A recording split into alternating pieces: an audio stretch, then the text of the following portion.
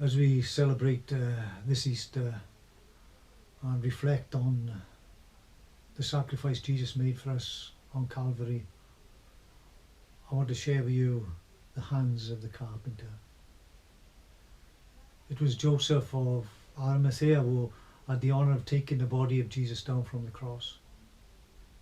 Think what it must have been like to have to pull the cold and lifeless hands of the Son of God from the thick barbed Roman nails that fastened him to the cross.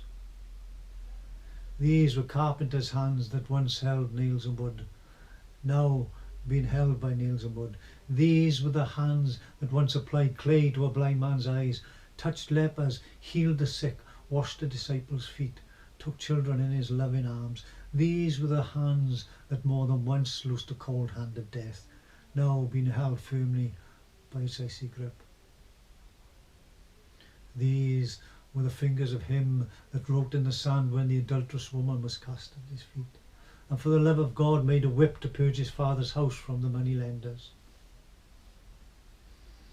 These were the fingers of him that took bread and dipped it in a dish and gave it to Judas as a gesture of deep love and friendship. Here was the bread of life itself being dipped in a cup of suffering as the ultimate gesture of God's love for the evil world that Judas represented. Joseph, at one time he'd been a secret disciple, and the shame that he'd been afraid to openly follow Jesus must have sickened him as he tore the blood-sodden feet from the 6-inch cold steel spikes that fastened him to the cross. These were the beautiful feet of him that preached the gospel of peace, that Mary washed with her hair, that walked upon the Sea of Galilee, now crimson in blood.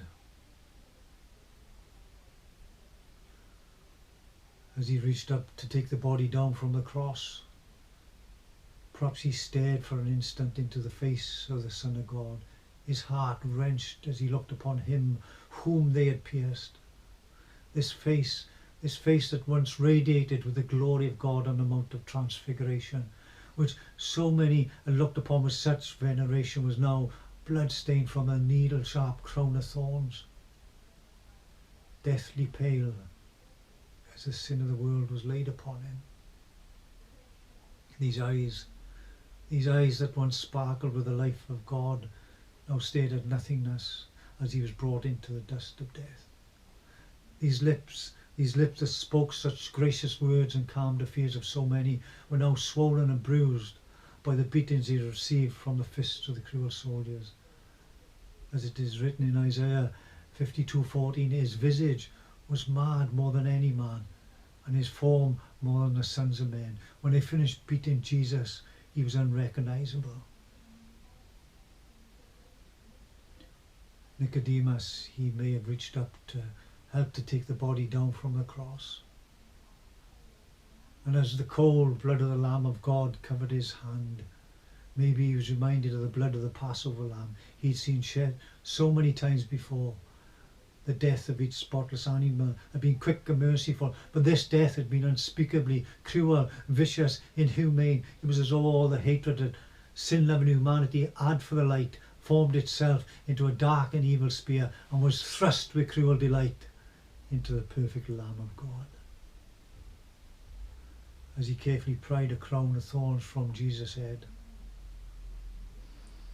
he looked at the gaping hole in his side, the stripes upon his back, the mutilated hands and feet. A sense of outrage welled up inside him. How this could happen to such a man as this. But the words of the prophet Isaiah 53 rang within his heart.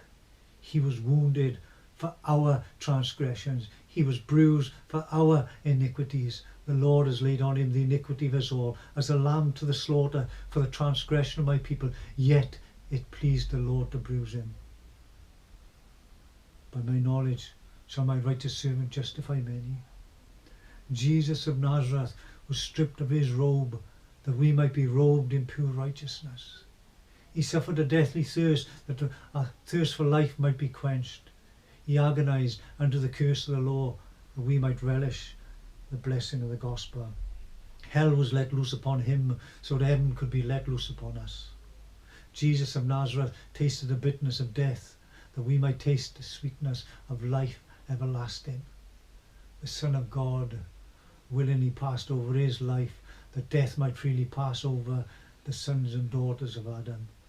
That intimate relationship that was lost in the Garden of Eden has now been restored through Jesus' death and resurrection. For those that believe can now cry out, Abba, Father.